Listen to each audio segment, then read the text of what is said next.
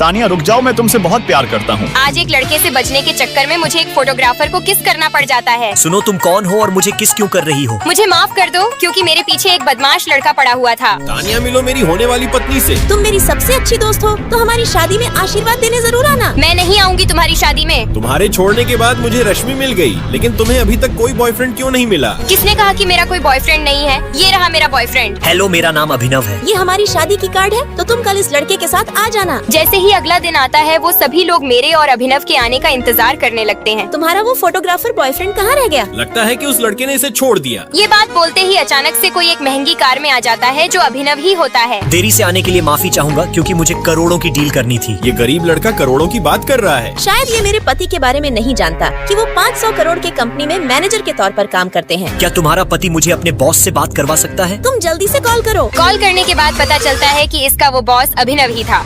दोस्तों, आज मैं राघव से ब्रेकअप कर लेती हूँ क्योंकि वो मुझ पर बहुत गुस्सा करता है। जब तुम घर छोड़कर जा रही हो तो मेरे चप्पल तो देकर जाओ। ये चप्पल तुम्हारा नहीं बल्कि मेरा है, तो मैं नहीं दूंगी। मुझे तुम्हारे रहने और ना रहने से कोई फर्क नहीं पड़ता। राघव के भगाने के बाद मैं अपनी सबसे अच्छी दोस्त के पास आ जाती हूँ। क्या तुम सच्ची में राघव से झगड़ा करके यहाँ आई हो? मैंने उससे झगड़ा नहीं बल्कि ब्रेकअप कर लिया है क्योंकि मैं उसके बिना रह सकती हूँ। चलो जैसा तुम्हें ठीक लगे। राघव अगले दिन से मुझे जलाने के लिए काफी लड़कियों से बात करने लगता है। रागिनी, तुम्हारे छोड़ने के बाद राघव ने काफी लड़कियों को पटा लिया। मुझे इससे कोई फर्क नहीं पड़ता क्योंकि मैं उससे प्यार नहीं करती। तुम कुछ भी बोल लो, लेकिन अंदर ही अंदर राघव से बहुत प्यार करती हो। रागिनी, घर संभल कर जाना। तुम मेरी चिंता मत करो, मैं चली जाऊंगी। पता नहीं क्यों मुझे शराब की वजह से अब चक्कर आ रहा है। मैं गिरने ही वाली होती हूँ लेकिन तभी राघव आकर बचा लेता है। पागल लड़की, गुस्सा थूक दो और घर चलकर आराम करो। ये लो मेरी प्यारी गर्लफ्रेंड, जल्दी से गर्मा गर्म सूप पी लो। बाप रे, ये सूप कितना गर्म है। तुम रुको, मैं इसे फूंक मारकर ठंडा कर देता हूँ। राघव का अपने लिए इतना प्यार देखकर मेरा सारा गुस्सा शांत हो जाता है।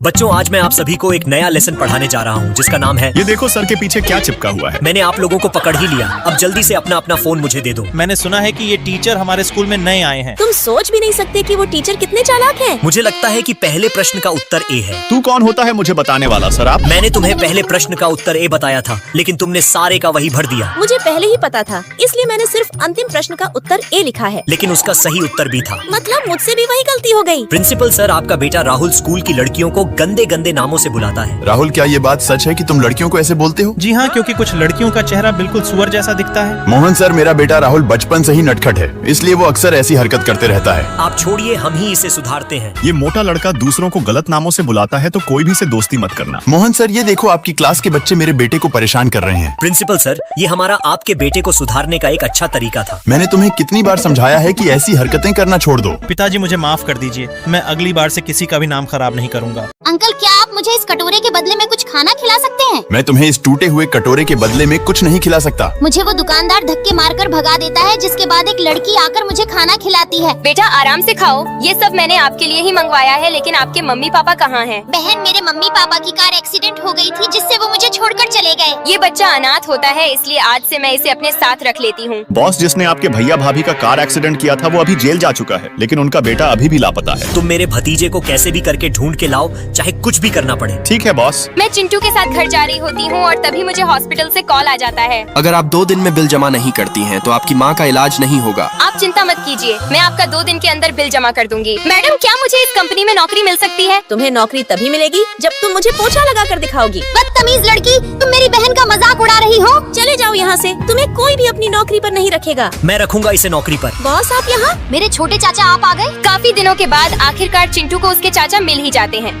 तानिया, दम है तो मुझे पकड़ कर दिखाओ। तुम आज मुझसे हार गए। सब लोग अपने अपने सीट पर बैठ जाओ क्योंकि टीचर आ चुकी हैं। ये मेरी क्लास है जहाँ के बच्चे इतने शरारती हैं कि हमेशा मुझे परेशान करते रहते हैं। ये नई टीचर हमसे कैसे बच गई? मुझे इस क्लास में आने से पहले ही बताया गया था कि आप लोग बहुत शरारती हो, लेकिन आप में से कुछ बच्चे अच्छे भी हैं। टीचर, फिर भी आप हमसे नहीं बच सकती। तुम लोग अगर शेर हो तो मैं उस जंगल की शिकारी हूँ। ये टीचर तो हमसे भी तेज निकली। मैं आज से आपकी नई टीचर हूँ और मेरा नाम पायल है। मेरी क्लास में कोई स्टूडेंट देरी से नहीं आएगा, वरना मुझसे बुरा कोई नहीं होगा। मैं जो तुम्हें होमवर्क दूँ वो मुझे समय पर चाहिए। मैं इन्हें कितने भी प्यार से पढ़ने के लिए बोलूं, लेकिन फिर भी ये नहीं पढ़ते, बल्कि मेरे साथ शरारत करते रहते हैं। ये जिसका भी फोन है, मैं अब इसे पानी में डाल दूंगी। प्लीज मैम, ऐसा मत कीजिए क्योंकि इन्होंने गलती से मोबाइल लेकर आया था। मैंने ही इन्हें अपना फोन लाने के लिए कहा था, जिसके लिए मैं आपसे माफी मांगना चाहती हूँ। आपकी क्लास के बच्चों ने मुझे निराश कर रखा है। ये मेरी आखिरी क्लास है क्योंकि आज मैं इस स्कूल को छोड़ रही हूँ। मेरे आखिरी क्लास में सारे बच्चे मन लगाकर पढ़ते हैं। आपकी क्लास के सारे बच्चे आपको बहुत याद कर रहे हैं। मैं बस यहाँ कुछ दिनों के लिए आई थी, इसलिए मुझे जाना पड़ रहा है। पायल मैम, हम आपको कभी नहीं भूल पाएंगे।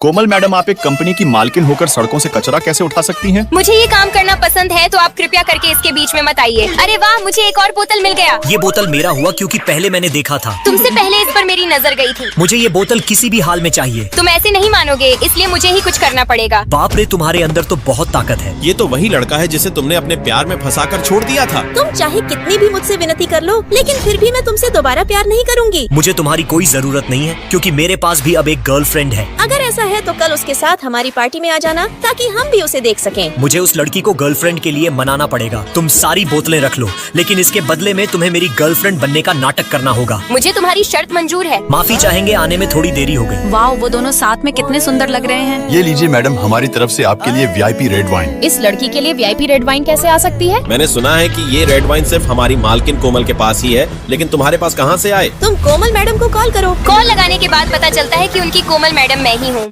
ये प्रिंस है जो मुझे अपना दोस्त मानता है, लेकिन मैं उससे प्यार करती हूँ। तुम्हारे लिए यही अच्छा मौका है अपने प्यार का इजहार करने का। हाय कोमल, तुम कैसी हो? प्रिंस, तुम वाकई वॉलीबॉल बहुत अच्छा खेलते हो। प्रिंस को किसी दूसरी लड़की के साथ देखकर मेरा मन काफी उदास हो जाता है। ये देखो कितना सुंदर लॉकेट है। क्या ये मेरे लिए है? असल में ये लॉकेट मैंने कोमल के लिए खरीदा है, तो क्या तुम उसे देने में मेरी मदद करोगी? ठीक है प्रिंस। तुम सच्ची में बहुत कमाल की लड़की हो। प्रिंस के कहने पर मैं कोमल को जाकर लॉकेट दे देती हूँ। उसने फिर से सड़क पर बिकने वाली लॉकेट ले ली। लेकिन तुमने इसे फेंक क्यों दिया? उस लॉकेट को मैं फेंकूं या अपने पास रखूं? तुम्हें इससे क्या मतलब है? प्रिंस ने ये लॉकेट बहुत प्यार से खरीदा था और तुमने इसे फेंक दिया। प्रिंस, ये देखो तुम्हारे दिए हुए लॉकेट को शीला ने डस्टबिन में फेंक दिया। बदतमीज लड़की, तुमने प्रिंस को मेरे बारे में झूठ बोलकर अच्छा नहीं किया। मैंने ये सब तुम्हारा उससे पीछा छुड़ाने के लिए किया था। ये करके तुम्हें क्या मिला? तुमने मुझे थप्पड़ कैसे मारा? तुम दोनों लड़ाई करना बंद करो। प्रिंस, मुझे शीला ने बिना मतलब का थप्पड़ मार दिया। प्रिंस, ये झूठ बोल रही है। मैं झूठ बोल रही हूँ या सच, वो प्रिंस अच्छे से जानता है। मैं जानता हूँ कि ये सारी गलती तुम्हारी है, इसलिए आज मैं तुमसे ब्रेकअप करता हूँ। शादी के इस रीति रिवाज में दूल्हा दुल्हन को किस करेगा? अरे वाह, मुझे पाव रोटी मिल गई। तुमने सोच भी कैसे लिया कि मैं तुम जैसी लंगड़ी लड़की से शादी करूंगा? प्लीज कुणाल, ऐसा मत करो। कुणाल तुमसे नहीं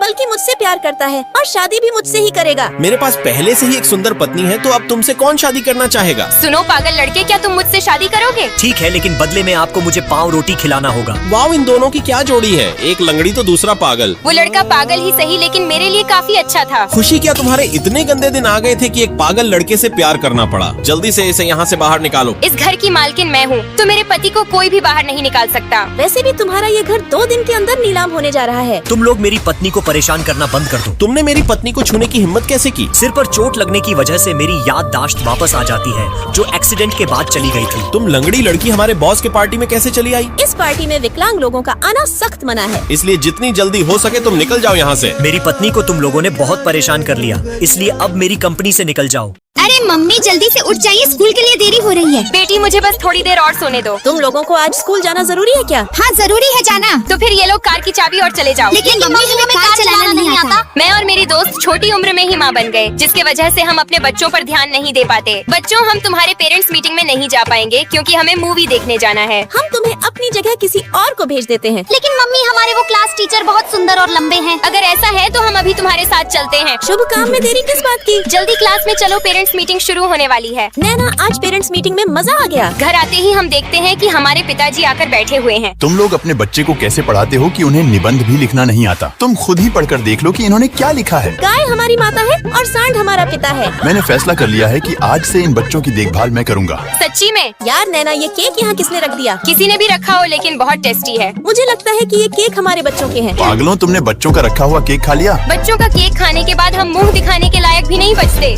अरे वाह, ये कितनी सुंदर लड़की है। तुम कौन हो बूढ़े आदमी, और मेरी गोद पर क्यों बैठ रहे हो? मैं एक बूढ़ा इंसान हूँ और मेरे पैरों में काफी दर्द हो रहा है, इसलिए मुझे इस सीट पर बैठने दो। इतना बोलकर वो बूढ़ा आदमी मेरी सीट पर बैठ जाता है और तभी बस में ब्रेक लग जाती है। ड्राइवर, बस को थोड़ा देखकर चलाओ, अभी मेरा सिर फूटने वाला था। अंकल, आप मेरे ईयरबड को लात क्यों मार रहे हो? मैंने जानबूझकर नहीं मारा, बल्कि मेरा पैर दर्द हो रहा है। सीट देने के बाद भी ये बूढ़ा आदमी इस लड़की के साथ बदतमीजी कर रहा है। इस बूढ़े आदमी के पैर से भी काफी बदबू आ रही है। अपनी बुराई सुनते ही वो बूढ़ा आदमी बहाना बनाकर बस से उतर जाता है और कूड़ा चुनने लगता है। ये बिल्ली किसकी है? अभी मैं इसका काम तमाम कर देता हूँ। आपने उस बिल्ली को मारकर अच्छा नहीं किया। तुम फिर आ गई मुझे परेशान करने के लिए। चली जाओ यहाँ से, लेकिन जाने से पहले मुझे ये छड़ी दे दो। लेकिन ये छड़ी टूटी हुई है, तो आप गिर भी सकते हैं। मुझे कोई परवाह नहीं है, भले ही मैं गिर क्यों न जाऊँ। इस बूढ़े आदमी के साथ सचमुच कुछ गलत होने वाला है। इतना अंधेरा हो गया है कि मुझे भी कुछ दिखाई नहीं दे रहा है। भला हो मेरे इस छड़ी का, वरना आज मैं गिर ही जाता। अरे बाप रे, कोई बचाओ मुझे। आखिर में उस बूढ़े आदमी को अपने कर्मों की सजा मिल ही जाती है।